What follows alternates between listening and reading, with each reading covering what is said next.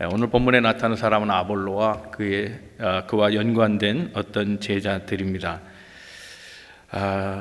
이 두 사람의 무리들을 생각해 보기 전에 이 말씀으로 좀 말씀을 시작할까 합니다. 여러분 좋아하시는 소설가 있으시죠? 제게는 좋아하는 소설가가 있는데 박완서라고 하는 분입니다. 이분 1931년생인데 80대에서 돌아가셨어요. 2011년에 작고했는데 한 8년 되죠. 근데 이분 대표작은 여러분 많이 아실 거예요. 여러 가지 책이 있어요. 아주 베스트셀러 작가인데 그 중에 그 많던 싱아는 누가 먹었을까라는 책이 있습니다.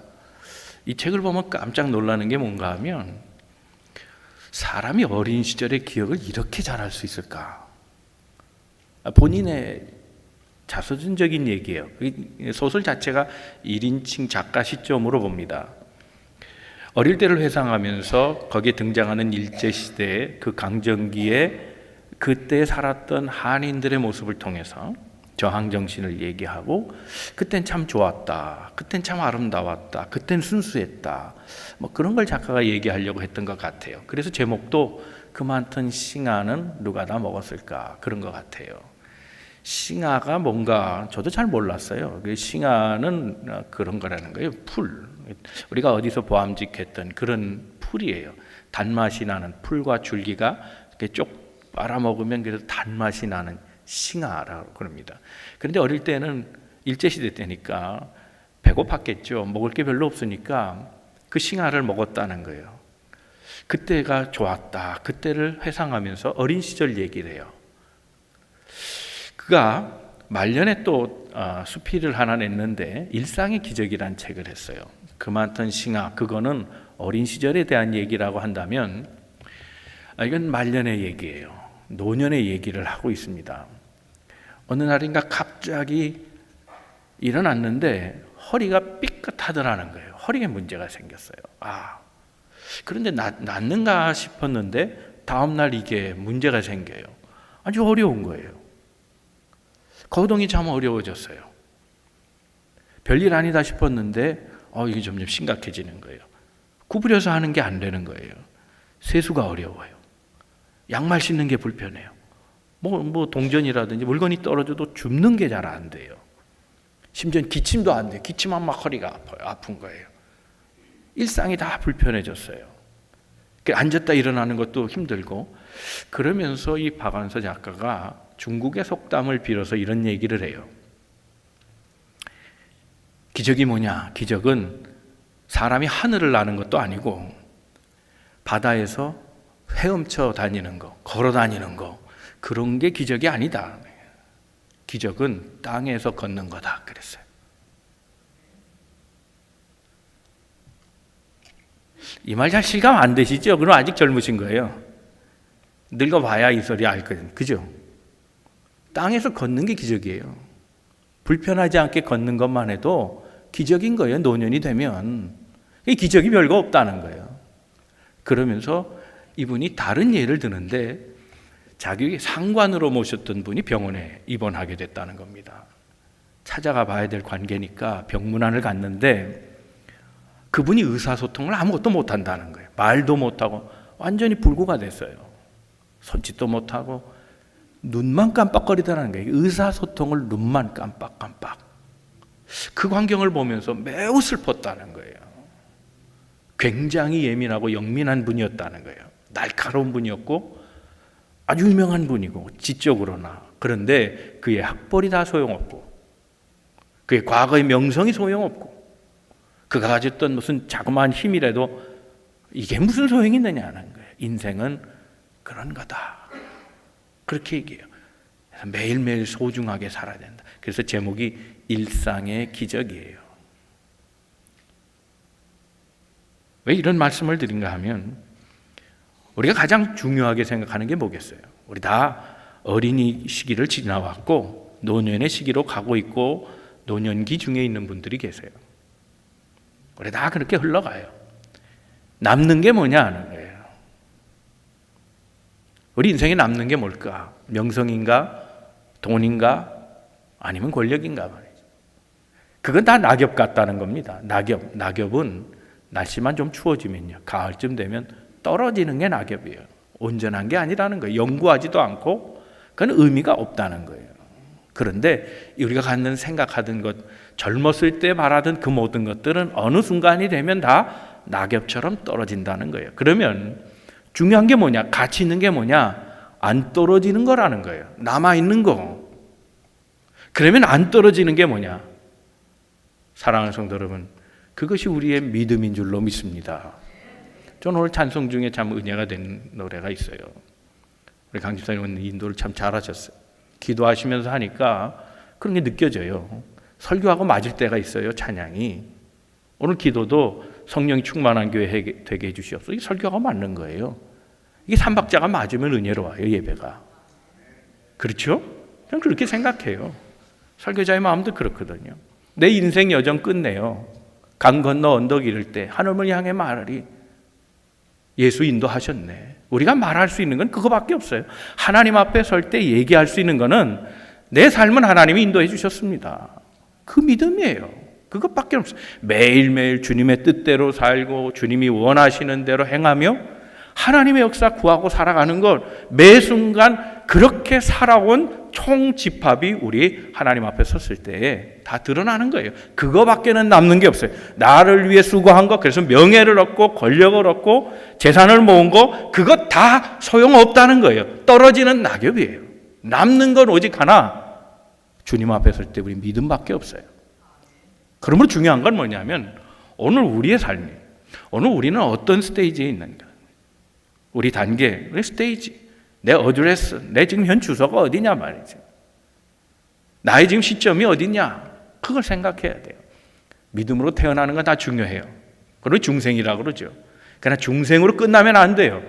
믿음을 가졌다고 거룩해지는 거 아니에요. 계속해서 자라나야 돼요. 여러분 어린아이를 보십시오. 어린아이는 도움만 필요해요. 누가 보호해 주지 않으면 살아갈 수가 없어요. 기저귀 가는 것부터 뭐 분유를 먹이는 것부터 시작해서 도와주지 않으면 죽어요. 그게 어린아이예요. 그 도움과 필요를 전적으로 타인에 의해서 의지하던 그런 어린아이도 점차 자라난다고요. 조금씩 자기를 찾아가면서 독립해가고 말이죠. 그런데 사람이 가장 많이 성장하는 시기가 언제냐면 결혼하고 자식을 낳을 때라는 거예요. 생각해 보세요. 사람이 이유 없이 남 도와줘요? 우리 만남의 교회 성도들은 이유도 없이 남을 잘 도와주는 성도인 줄로 믿습니다. 그러면 좀 좋겠어요, 진짜. 그런데 일반적인 사람은 이유 없이 남 도와주나요? 안 줘요. 이유 대도 안 줘요. 그렇지 않아요? 그런데 남을 줄 수 있는 단계가 되는 게 이 부모의 단계라는 거예요. 자식을 낳아보면 맨날 봤던 사람이 다 줘야 돼요. 부모는 그런 거예요. 자식을 위해 이유도 없이 줘요. 이유 돼야 줘요? 그냥 주죠. 그걸 아는 시기가 온다. 영적으로 똑같아요. 영적으로 그런 스테이지가 있다는 거예요. 더 살펴줘야 되는 단계가 있어요.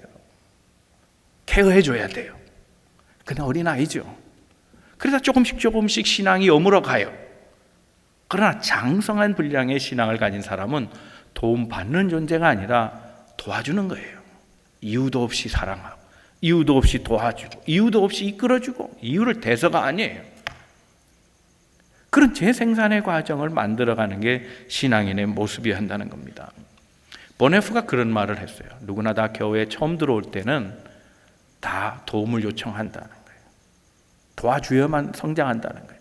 그러나 어느 시기가 되면 타인을 위해 줄 아는 이타적인 신앙으로 자라나게 된다 그랬어요. 이렇게 어떻게 하면 이런 성장하는 사람이 될까? 단지 그리스도인이라는 이름만 가진 존재가 아니라 그것은 껍데기예요. 속사람이 변화되고 성장해 가서 다른 사람을 도와주고 세워주고 이끌어주고 중보해주는 그런 삶으로 성장해 갈까? 오늘 아볼로라는 사람과 또 어떤 제자라는 한 무리를 통해서 이들이 어떻게 그런 사람이 되었는가 하는 걸 말씀 속에서 찾아보고 그들을 변화시킨 것이 있다면 오늘 우리에게 적용해서 우리도 삶의 변화, 성숙을 이루어서 성숙한 그리스도인되어 하나님의 뜻을 이루어가는 믿음의 사람 다 되시기를 주님의 이름으로 축원합니다. 옆에 분 서로 권면하시고 말씀 듣겠습니다. 하나님은 오늘도 당신을 향한 계획을 가지고 계십니다.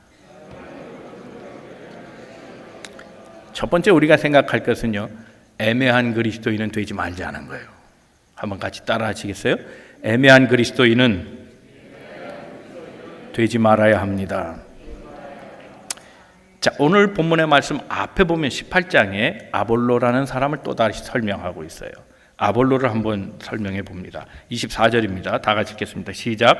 알렉산드리아에서 난 아볼로라 하는 유대인이 에베소에 이르니 이 사람은 언변이 좋고 성경에 능통한 자라. 그가 일찍이 주의 도를 배워 열심으로 예수에 관한 것을 자세히 말하며 가르치나 요한의 세례만 알 따름이라.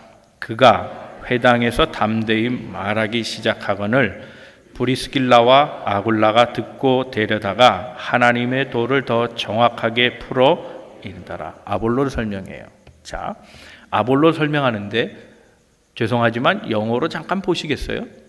영어로 잠깐 보면 뭐라 그러면 아볼로를 설명하는데 a certain law Jew라고 돼 있어요. a certain Jew. 요거 잘 기억해 두세요. certain이라고 그랬어요. 자, 이 사람은 뭘 했냐면 회당에서 열심히 가르치는 사람이었다는 거예요. 무엇에 대해서?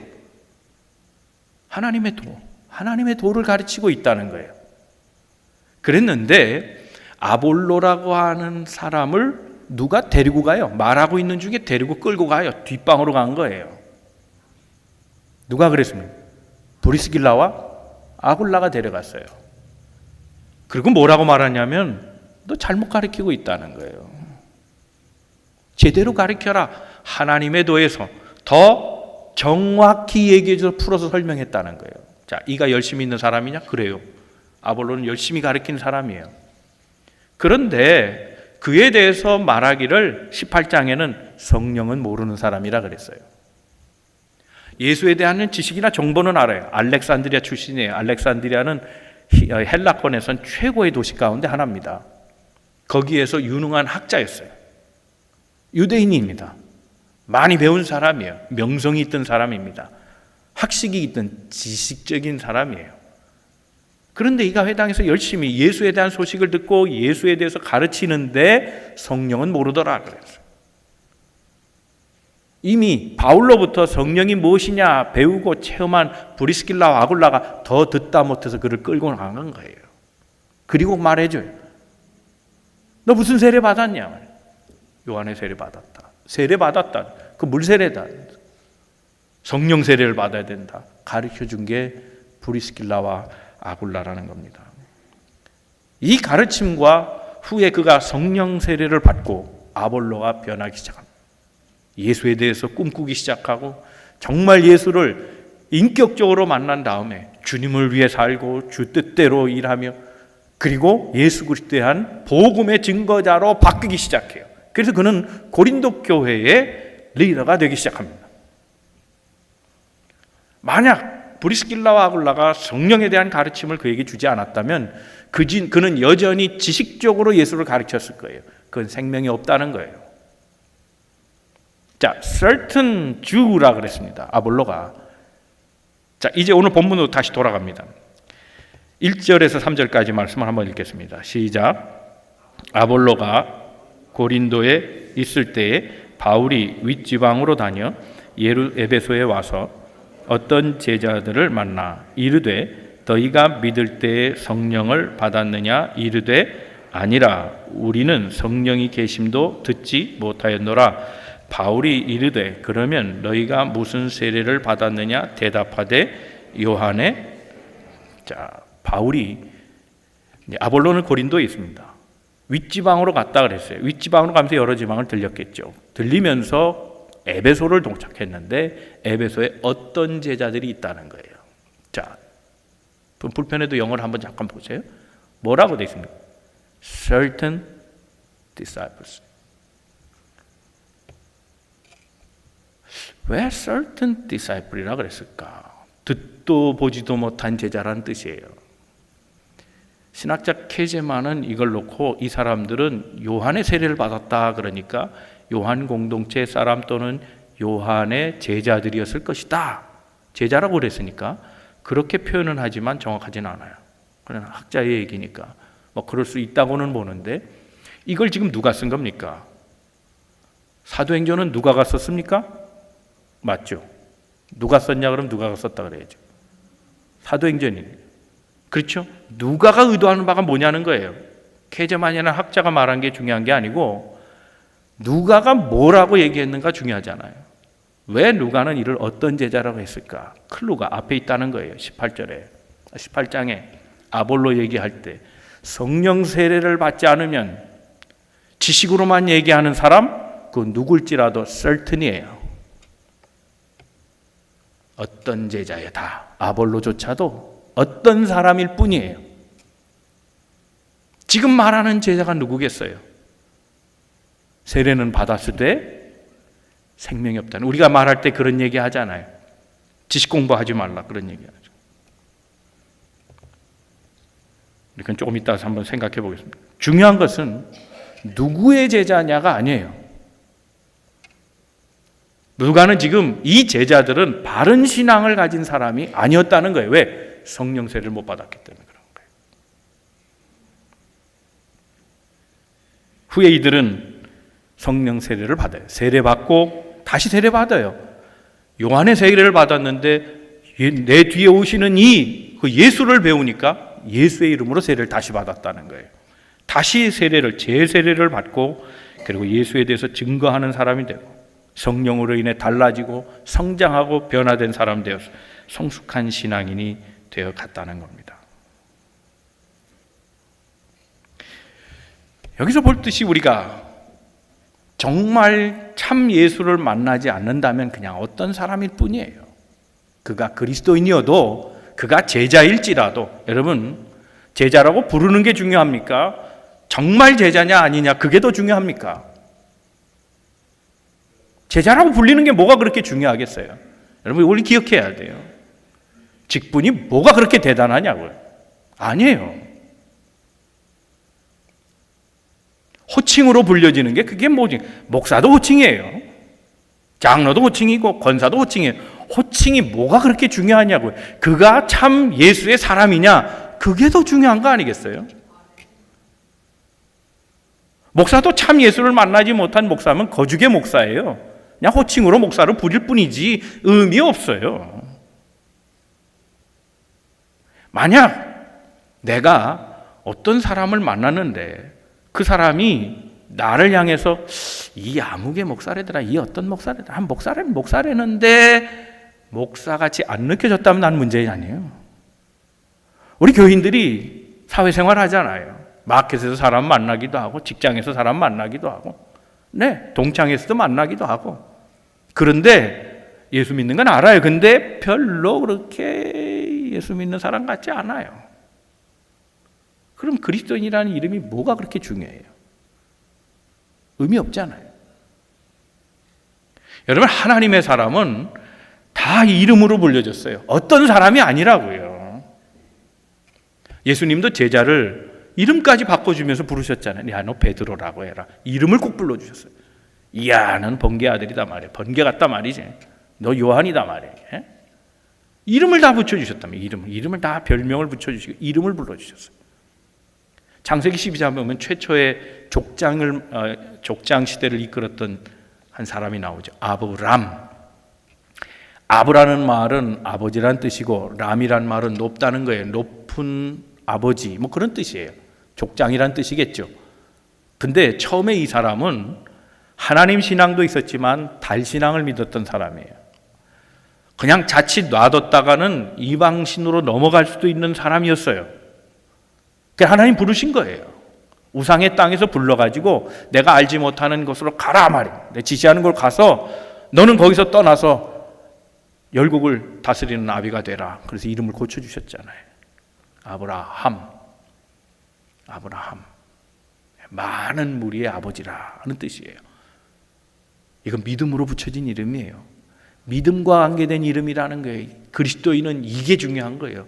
믿음과 관계된 이름, 믿음으로 인정받아서 주님이 불러주시는 이름이 있어야 된다는 거예요. 이삭도 그랬잖아요. 우리가 잘 아는 야곱도 그래요. 다 신앙이 그래요. 야곱의 이름은 대표적이잖아요. 야곱, 속이는 자예요.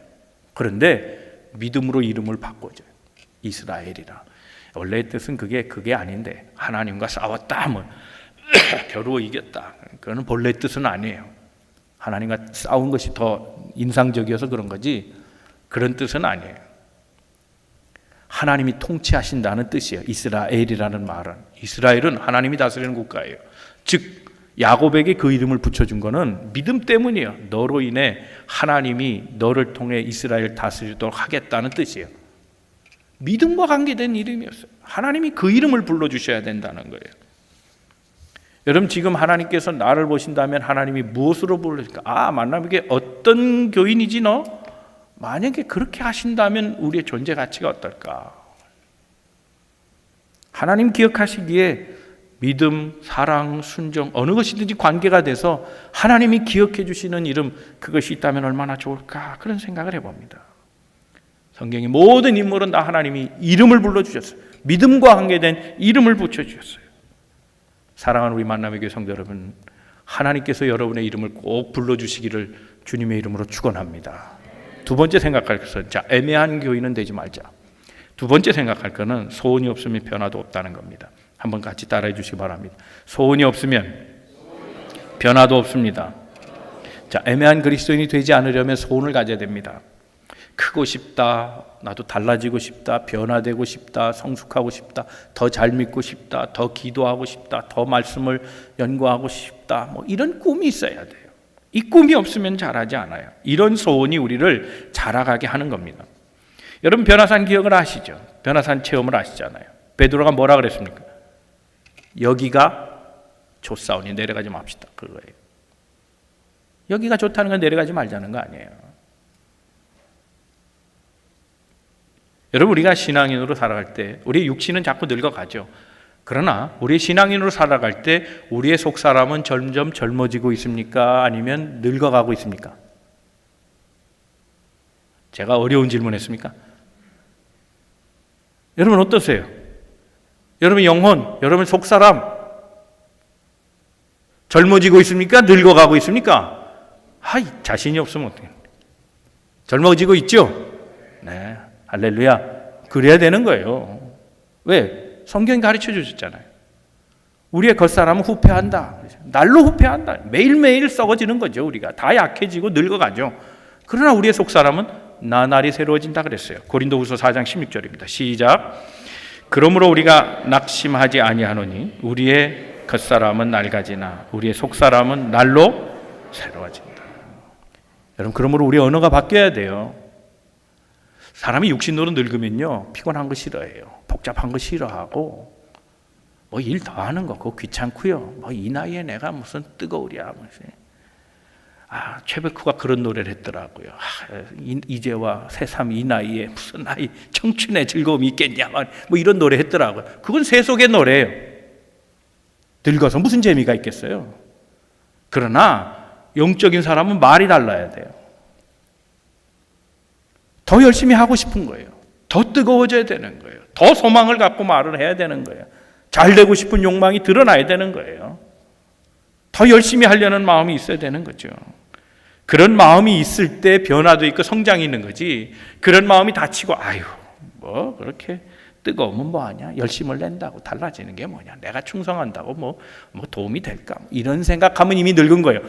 육신이 늙은 게 아니라 영이 늙은 거라니. 속사람이 늙은 거예요. 사랑하는 성도 여러분, 주 안에서 날마다 뜨거운 꿈, 큰 꿈, 보다 나은 꿈을 꾸어가는 우리 만남의 성도들 다 되시기를 주님의 이름으로 축원합니다. 꼭 그러셔야 돼요. 꼭 그러셔야 돼요. 사람 젊게 살아야죠.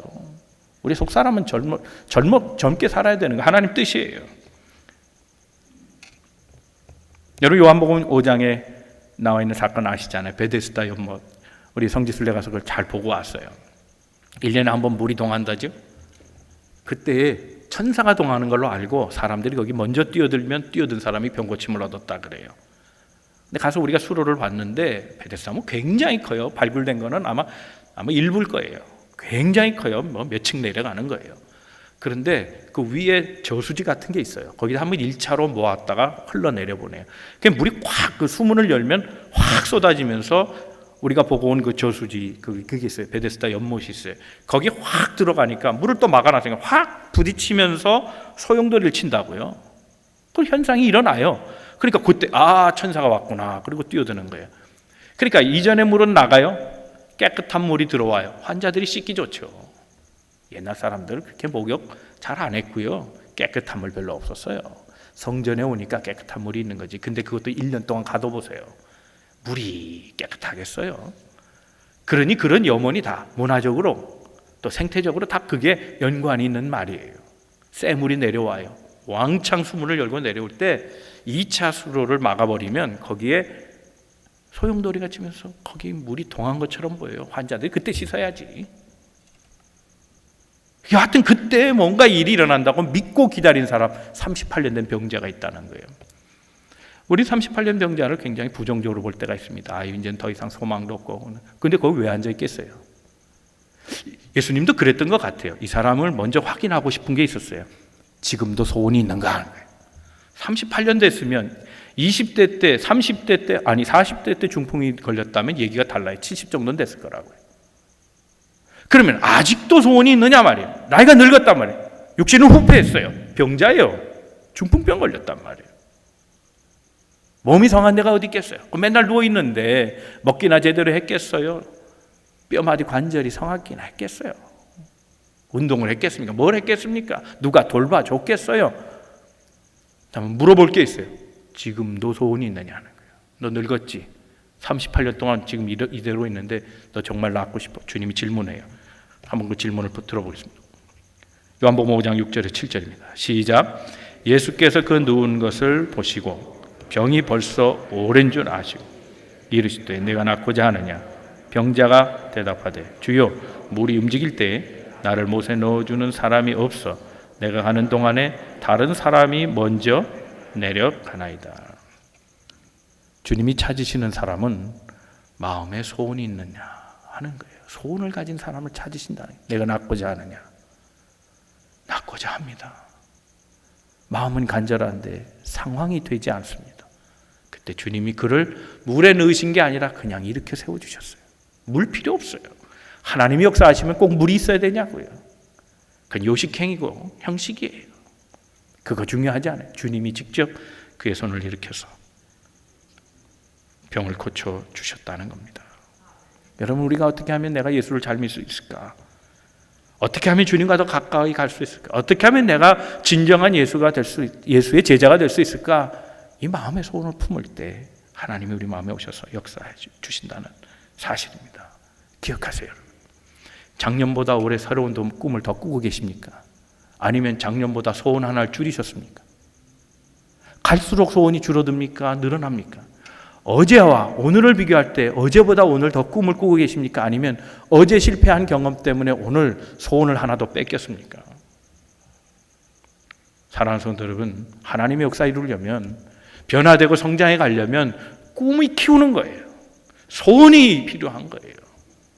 하나님 나라의 꿈과 소망, 우리 교회 부흥하고 발전하고 온 성도들이 잘 되는 꿈, 내 자녀들이 잘 되는 소망, 그 소원을 날마다 더 키워가시는 믿음의 사람들 다 되시기를 주님의 이름으로 축원합니다. 세 번째 우리 생각할 것은 성령이 충만하지 않으면 성장도 없습니다. 한번 같이 따라해 주시겠습니까? 성령 충만하지 않으면 성장도 없습니다. 여러분, 소원이 있다고 성장하는 건 아니에요. 소원만 있다. 여러분이 예를 들어서 키가 크기를 바래요? 그렇다고 키가 크나요? 아니잖아요. 키가 크려면 외부적인 요건이 필요해요. 먹을 걸 줘야죠. 영양가 있는 음식을 먹을 때 크는 거 아니겠어요? 머리 생각만 갖고 크나요? 머리 생각만 갖고 아무것도 안 먹으면 안 크잖아요. 그렇죠? 성장기에 있다면 먹을 걸 외부에서 들어가야 돼요. 여러분, 꿈을 가졌다, 그거는 내 안의 소망일 수 있어요. 그런데 중요한 것은 외부의 음식물을 들어오는 거예요. 그 외부의 음식물과 같은 게 뭐냐면 하나님의 은혜예요. 주님이 우리에게 은혜를 주셔야 돼요. 그건 다른 말로 성령 충만이에요. 우리에게 성령을 부어주실 때 우리의 심령이 자라나는 거예요. 그래 지식으로 예수를 믿지 말라는 것이 있어요. 지식으로 성경 공부하지 말고 지식으로 배우지 말라. 그 말이 뭐겠어요? 어떤 의미일까요? 여러분 성경이 읽는 게 나쁩니까? 묵상 큐티하는 게 잘못된 겁니까? 아닙니다. 그런 뜻이 아니라 지식으로 배우지 말라는 것은 생명 없는 공부하지 말라는 거예요. 생명을 배우라는 거예요. 생명. 그래서 말씀 공부도 생명이 있는 말씀을 공부해야 되는 거예요. 큐티도 생명이 있어야 돼요. 지식적인 큐티가 아니에요. 지식이 들어가도 생명이 부어지지 않으면 자라날 수 없는 겁니다. 예수님의 생명이 내 안에 들어와야 자라는 겁니다. 성령의 은혜가 충만해야, 그래야 우리의 속사람이 성장하게 되는 줄로 믿습니다. 오늘 본문에 보면 6절에 이렇게 얘기합니다. 다 같이 읽겠습니다. 시작. 바울이 그들에게 안수하며 성령이 그들에게 임하심으로 방언도 하고 예언도 하니. 이게 성령 충만의 결과예요. 성령 충만하면 이런 결과가 나올 수 있어요. 방언하고 예언하는 건 성령 충만의 결과이지 성령 충만 자체는 아니에요. 현상이지. 그런데 바울이 안수했다 그랬는데 바울이 원해서 성령이 움직인 겁니까? 성령이 원하셔서 바울을 사용한 겁니까? 여러분 잘 이거 기억하셔야 돼요. 내가 안수해서 안수의 능력이 있다고 해서 안수해서 병이 고쳐진 겁니까? 아니면 성령이 그를 고친 겁니까? 잘 구분하세요. 하나님이 고치시기로 하면 그런 과정이 없어도 고치세요. 예수님이 고치시려고 하면 베데스다 물에 던지지 않고도 고치시는 거예요. 바울이 원해서가 아니었고 하나님이 원하셨기 때문에 성령의 뜻으로 인해서 바울은 도구로 사용되어서 방언이 터지고 예언이 일어났다는 거예요. 성령 충만한 사건이 일어났다는 겁니다. 성령이 우리 안에 들어오시면 역사하세요. 마음문을 열게 하시고 염원하게 하시고. 여러분 이게 내가 믿음으로 된 것이 아니고 하나님이 믿음 주셔서 일어난 결과들이라는 거예요. 성령이 주관하시는 거예요. 여러분 우리가 여기서 하나 좀 생각할 것이 있어요. 건강한 것과 성숙한 것에 같은 점이 있거나 차이점이 있겠어요? 건강한 것과 성숙한 것 같은 말일까요? 다른 말일까요? 목사님은 맨날 수요일마다 헷갈리게 하십니까? 어떻게 생각하세요? 네? 장로님 뭐라 그러신 것 같아요? 같다고요? 같은 게 있어요. 그죠? 건강에 성숙하죠. 그렇죠? 네, 같은 거는 네, 맞습니다. 저는 다른 걸 좀 얘기하려고. 장로님 틀렸다는 게 아니라 제 입장에서 한번 얘기해 볼게요. 자, 보세요. 이렇게 한번 얘기해 볼게요. 내게 아들이 있어요. 네, 한 아들은 2살이에요. 이제 걸음걸이를 시작해요. 1살 지나서 걸어요. 또 다른 아들은 7살 돼서 학교를 들어갔어요. 얘 둘 다 건강해요. 건강해요. 애들이 무슨 병이 있겠어요? 특이한 병 아니면 애들이 뭐가 뭐 질병이 있겠어요? 걔가 뭐 당뇨가 있겠어요? 혈압이 있겠어요? 관절이 이상해. 그런 거 없잖아요. 다 건강하잖아요. 그런데 2살짜리에게 거는 기대가 있고 7살짜리에 거는 기대가 있어요. 같습니까? 다릅니까? 다르죠. 성숙도가 다르다는 거예요. 건강한 것과 성숙한 다른 문제일 수 있다는 거예요. 우리가 신앙생활 할 때 사람들을 봐요. 교인들을 본다고요. 건강해요. 다 건강한 것 같아요. 영적인 것도 건강한 것 같아요. 영적인 건강과 성숙은 다른 문제라는 거예요. 전혀 달라요. 어린아이 같은 마음을 가져도 유치하고 유아기적인 스테이지에 머무는 교인도 건강할 수 있다니까요. 그러나 때때로 건강하지 않아요. 많은 시험도 겪었어요. 그래서 몸이 여러 가지 피폐해요. 영이 정말 갈급해요. 그럼에도 불구하고 성숙한 사람이 있어요. 그건 다른 문제예요. 우리 어떤 사람이 되어야 되느냐? 우리 성숙한 사람이 되어야 돼요. 건강한 사람 되려 하지 말고 성숙한 사람 되려고 해야 되는 거예요. 그걸 어떻게 하느냐? 네, 목사 같은 사람은 좀 알만해요. 왜냐하면 사람의 성장과 성숙을 늘 눈여겨보고 있거든요. 그래서 한번 체크해봐요. 아주 건강해 보여요. 네, 아주 건강히 싱싱해요. 그 영이 아주 맑고 밝고 그래요. 천진난만하기도 하고 아주 순수해요. 그래서 뭔가 요구하면 네거티브예요. 아직 멀었구나. 아직 성장하지 않았구나. 아직 덜 여물었구나 말이죠. 아직 충분히 준비되지 않았구나. 바로 느껴요.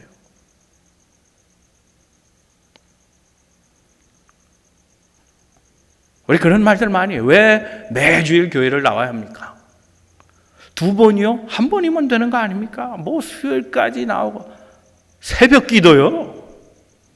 꼭 새벽에 나와야 합니까? 아무 데서 기도하면 되는 거 아닙니까? 헌금이요? 11조요? 아우, 그 구약의 산물이고 말이죠. 아니 꼭꼭 교회에다 드려야 합니까? 좋은 일에 다 쓰면 되지. 10분의 1 드리면 될 거 아니에요. 선교비로 어디든 보내고 어디든 보내고 다 하나님께 드리는 건데 그게 그거 아닙니까? 이런 얘기들을 해요. 아직 멀었구나. 건강한 교인이죠. 헌금까지 생각할 정도면 건강한 교인이에요. 그러나 성숙한 건 아니라는 거예요. 아무 데서나 기도합니다. 저는 건강한 교인이에요. 차 탈 때도 기도하고 밤에도 기도할 수 있고 건강한 교인이죠. 그러나 성숙하지는 않아요. 성숙이 필요합니다. 여러분 잘 아신 코리 텐 붐이라고 하는 분이 있습니다. 이분은 네덜란드 여자분인데 나치 밑에서 아주 혹독하게 고난을 받았던 그런 사람입니다. 후에 복음 전도자가 됩니다. 복음 전도자가 돼서 이상한 얘기를 해요. 성령 충만 받지 않고도 나는 복음을 전했다. 그랬어요. 그럴 수 있어요. 그런데 그는 이런 얘기를 합니다. 그러나 성령 충만 받고 전도하니 이는 마치 손으로 젓는 그런 작은 배를 타다가 군함을 타는 것 같은 그런 차이를 느꼈다 그랬어요. 답은 성령 충만이에요. 우리가 어떻게 성숙할 수 있느냐? 어떻게 변화되고 성장해 가느냐? 성령 충만이에요. 머리로 알기 때문에, 지식으로 알기 때문에 교회는 꼭 주일 나가야 합니까? 한 주도 빠지면 안 됩니까? 꼭 교회는 11조를 교회다 드려야 되는 겁니까? 머리로 알았기 때문이에요. 성령이 내 마음에 오시면 삶을 다르게 만들어요. 보다 더 성장하게 하고 성숙하게 만들어 간다는 겁니다. 이 말씀 정리하면 영어로 wag the dog이라는 말이 있어요. wag the dog. 개 꼬리가 몸통을 흔든다는 거예요. 몸통이 꼬리를 흔들어야지. 꼬리가 흔들리니 몸통이 흔들리면 되겠어요. 이건 무역 언어고 정치, 경제 다 쓰는 말이에요. 그런데 신앙에도 적용할 수 있어요. 여러분의 이성적 지식이 여러분 삶, 내 경험이 여러분의 삶, 내가 아는 과거의 어떤 그런 모든 것들의 총집합, 나라고 하는, 그래서 만들어지는 사회 속에서 만들어진 나라고 하는 삶이 나를 이끌어 가느냐? 웩도도 그럴 수 있어요. 그게 아니라 몸통이 꼬리를 흔들어야 돼요. 하나님의 사람은 하나님으로 사는 거예요. 하나님의 사람은 하나님의 뜻으로 삶을 이끌어 가야 된다는 거예요. 우리 성령의 사람은 성령의 뜻을 알고 쫓아가는 삶을 살 때 내 삶은 이끌려오고 그 이끌리는 삶이 하나님이 도와주시는 삶이 되어서 형통하게 된다는 거예요. 나로 살지 말고 하나님의 뜻으로 사는 것, 이게 성숙한 그리스도인이에요. 하나님의 뜻을 알려면 어떻게 합니까? 지식으로 안 됩니다. 성령이 충만하여서 나를 일깨우셔야 돼요. 사랑하는 성도 여러분, 우리 예수 제대로 믿어야 되는 거 아닙니까? 우리가 생각하는 건 뭡니까? 우리가 생각하는 것, 그것들 다 낙엽일 수 있어요. 다 떨어질 수 있어요. 남는 건 뭐예요? 먹는 거죠. 먹을 때 그런 소리 하잖아요. 아유, 먹는 게 남는 거야. 여행 가면요, 뭐가 남아요? 사진만 남잖아요. 신앙생활은 뭐가 남아요? 믿음만 남는 거예요. 그러 우리는 하나님 뜻대로 살아야 돼요. 그러므로 애매한 그리스도인 되지 마세요. 이름도 기억나지 않는 사람, 별 영향력도 주지 못하는, 아니 잘못 배우고 있는 어떤 무리, certain disciple, 뭔가 잘못 배운 제자가 되지 말고 하나님 기억하시는 사람이 돼요. 그러려면 주 안에서 소원을 가져야 돼요. 하나님 잘 믿고 싶습니다. 더 열심히 하고 싶습니다. 그런 꿈과 소망을 가져야 돼요. 그리고 성숙한 말을 해야 되는 거예요. 그러려면 성령이 충만해야 돼요. 지식으로 배운 것 갖고 생활하지 마세요. 성령 충만하면 달라져요. 분명히 다른 결과가 나와요. 사랑하는 성도 여러분, 아볼로가 어떤 자였어요? 제자들이 어떤 제자들이었어요? 그러나 이들은 성령 충만받고 변화됐어요. 복음 증거하는 하나님이 인도하시는 사람으로 바뀌었습니다. 내 일생 여정 끝내요. 강 건너 언덕 이를 때 하늘을 향해 말하리. 예수 인도하셨네. 이것이 우리의 신앙의 고백이 되기를 바랍니다. 성령 충만한 우리 만남의 교회 성도들 다 되시기를 주님의 이름으로 축원합니다.